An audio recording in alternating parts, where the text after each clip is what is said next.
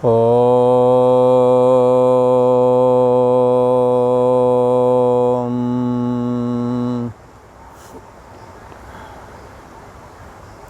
श्री योग वासिष्ठ के स्थिति प्रकरण में श्री वशिष्ठ जी बोले, हे राम जी,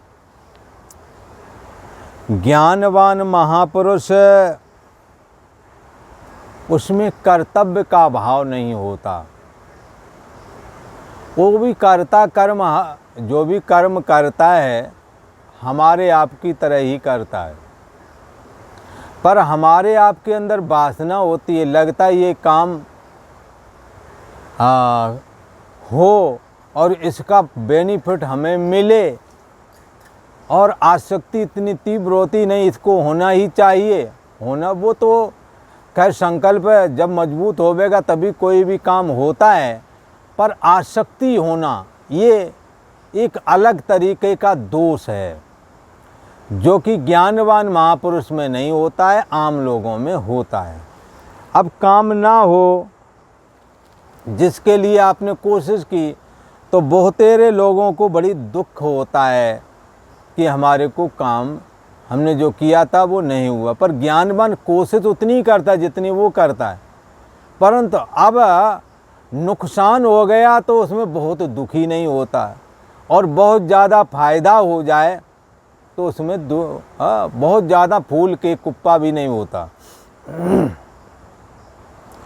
तो इस प्रकार जो ज्ञानी पुरुष हैं उन्हें भी करते हुए देख करके आपको लगेगा कि इनमें कर्तव्य है,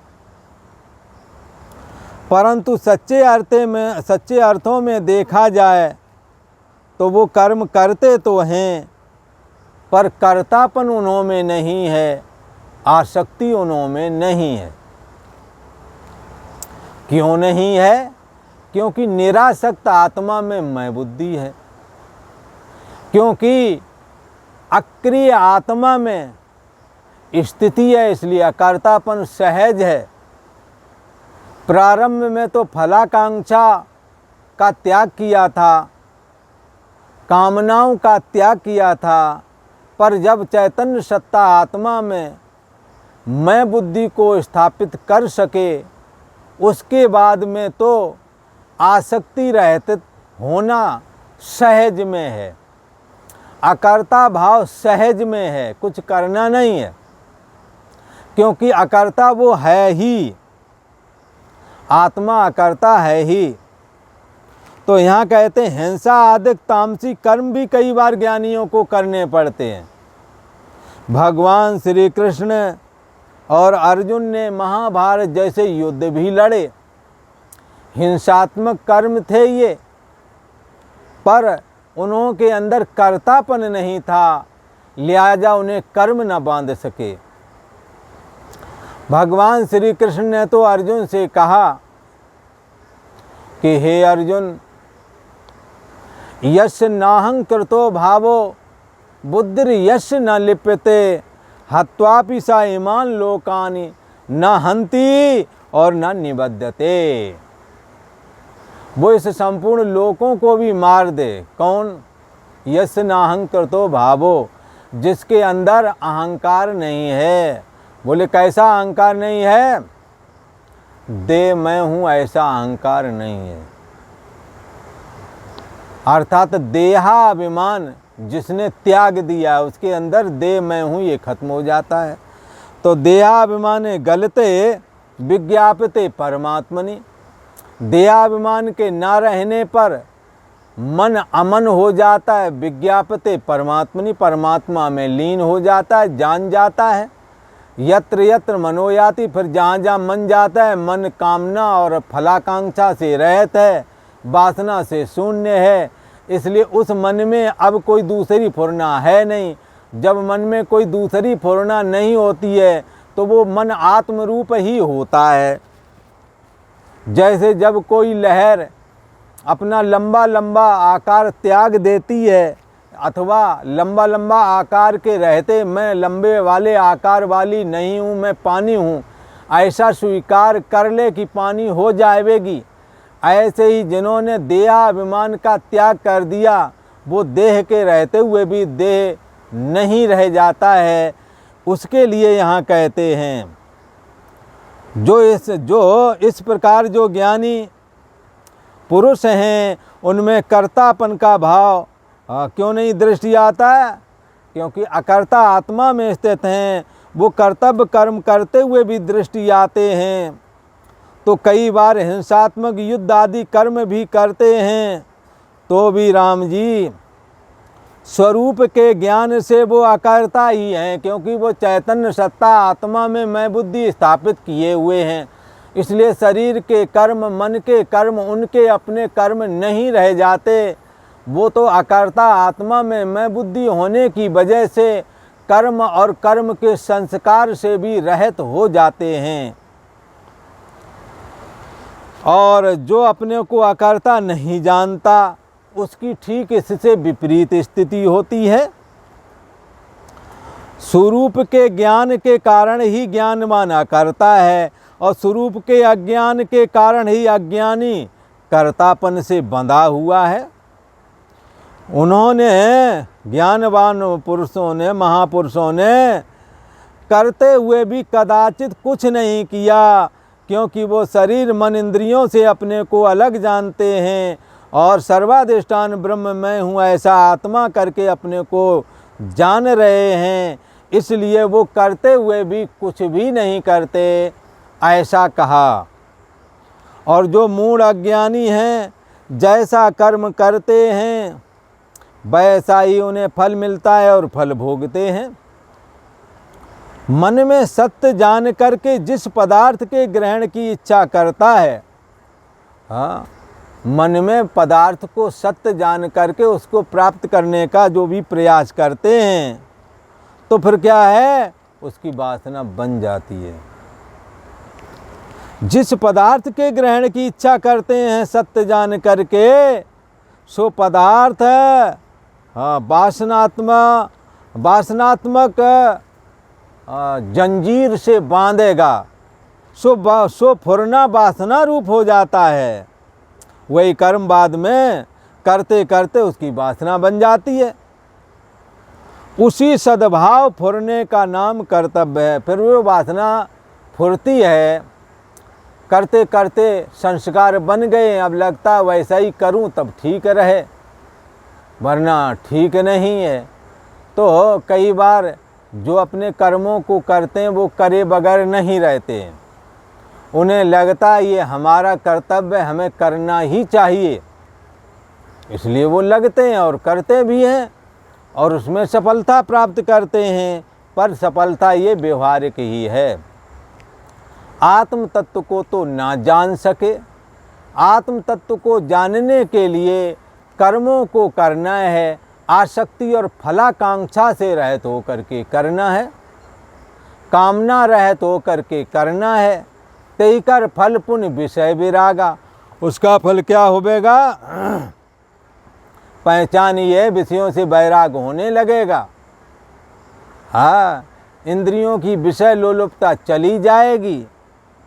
जो धर्म में जीवन जीता है उसका बाद में वैराग्यमय मन हो जाता है और वासना से रहित वो हो जाता है। और भगवान की भगवत भक्ति जब प्राप्त हो जाती है, फिर तो ज्ञान वैराग उसके जीवन में प्रकट हो जाते हैं, जिससे दुर्लभ ब्रह्म ज्ञान प्राप्त होता है, तत्व ज्ञान प्राप्त होता है। और ये महारामायण श्री योग वासिष्ठ का जो ज्ञान है उनके हृदय में प्रकट हो जाता है, अर्थात चैतन्य सत्ता आत्मा को वो जान जाते हैं।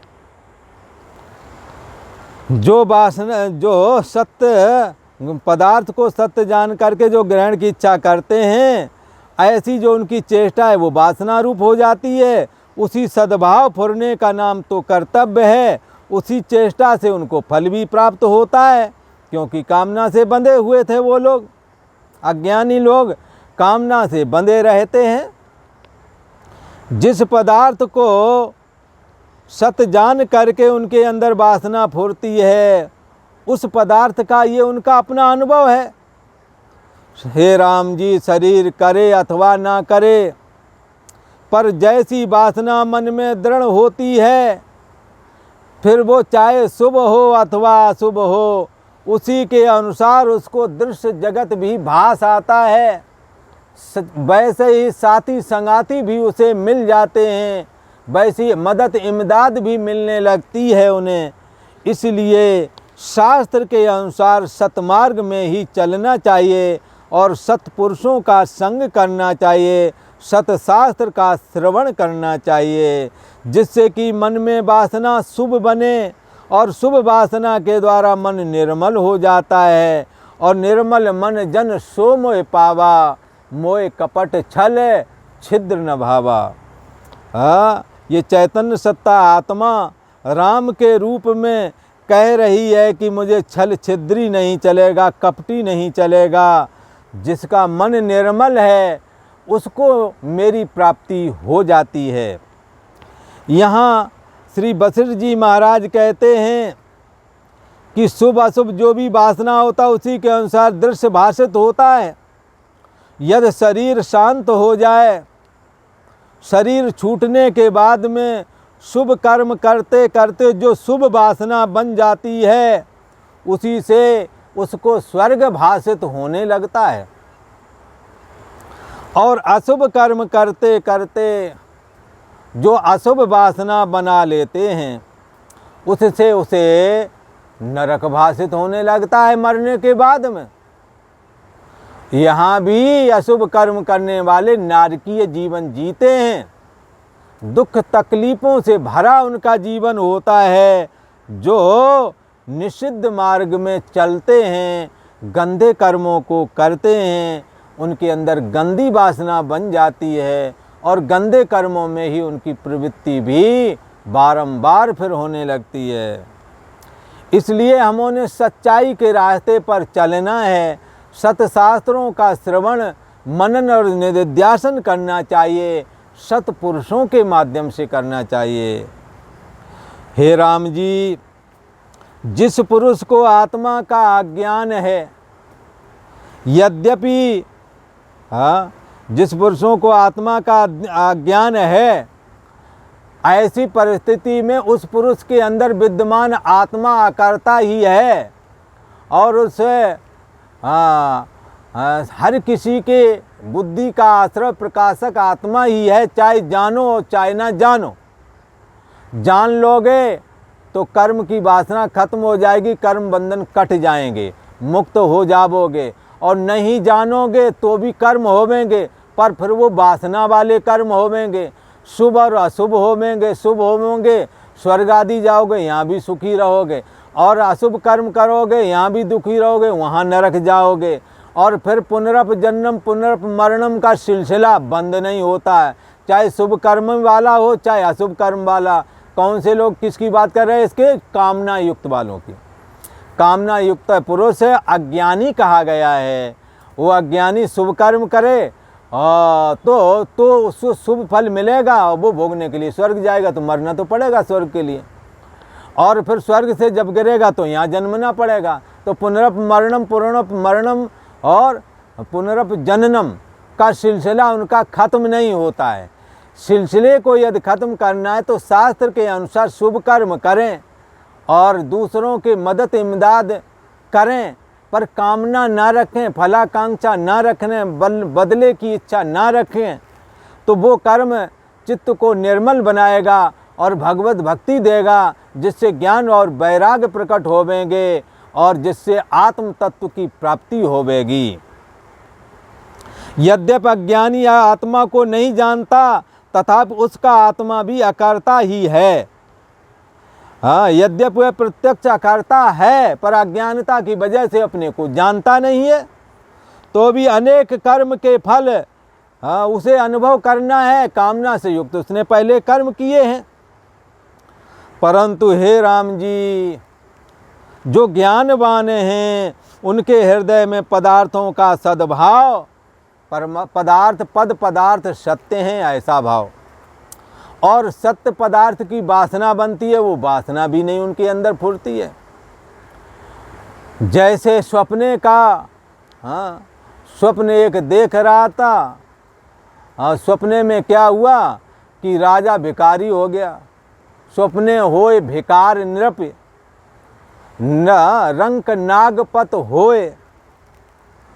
हाँ, और जो हो ये तुम्हारा भिखारी था वो राजा बन गया, और जब जागे तो आत्मा की दृष्टि से तो है ही, और जागने पर स्वप्न वाला राजापना भिखारीपना दोनों ही मिथ्या निकले। ऐसे ही जागृत अवस्था में राजा बन जाओ, बहुत बड़े पुण्य कर्म करके, भिखारी पाप कर्म करके बन जाओ, पर आत्मा में जब जागोगे तो पता लगेगा कि आत्मा की दृष्टि से ना कोई राजा राजा है, ना कोई भिखारी भिखारी है, और शरीर छूटते समय में भी राजा और भिखारी एक ही जगह जाते हैं, शमशान भूमि पर। आत्मा सब में एक जैसा ही है। मन की पवित्रता और अपवित्रता, पापात्मा और पुण्यात्मा मन ही होते हैं, न कि आत्मा होता है। इसलिए ज्ञानवान के हृदय में पदार्थों का सतपना नहीं है, इसलिए उनके अंदर वासना नहीं होती है। ना पदार्थों के प्रति ये सत्य हैं ऐसी भावना नहीं होती है, और जब ऐसी वासना नहीं होती, भावना नहीं होती, तो वासना भी नहीं होती है। पदार्थों के प्रति सत्य भाव और उनकी वासना, ये दोनों चीज़ों से ज्ञानवान रहता है। अज्ञानी इन दोनों से युक्त है, जिससे वह पुनरप जन्म में और पुनरप मरणम में फंस जाता है, और उसके अंदर कर्तापन भी है, क्योंकि वो अकर्ता आत्मा को जानता नहीं, ज्ञानवान जानता है।